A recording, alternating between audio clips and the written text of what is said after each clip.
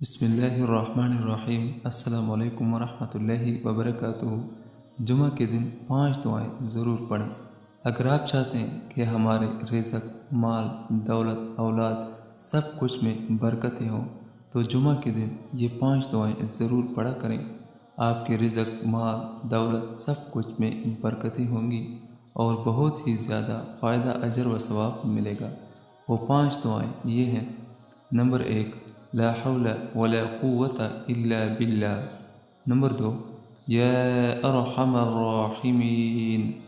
Number 3، لا الہ الا اللہ الحلیم الکریم۔ نمبر 4، رب اغفر وارحم وانت خیر الراحمین۔ نمبر 5، حسبی اللہ لا الہ الا هو علیہ توکلت وَهُوَ رَبُّ الْعَرْشِ الْعَظِيمِ۔ جمعہ کے دن یہ 5 دعائیں ضرور پڑھیں۔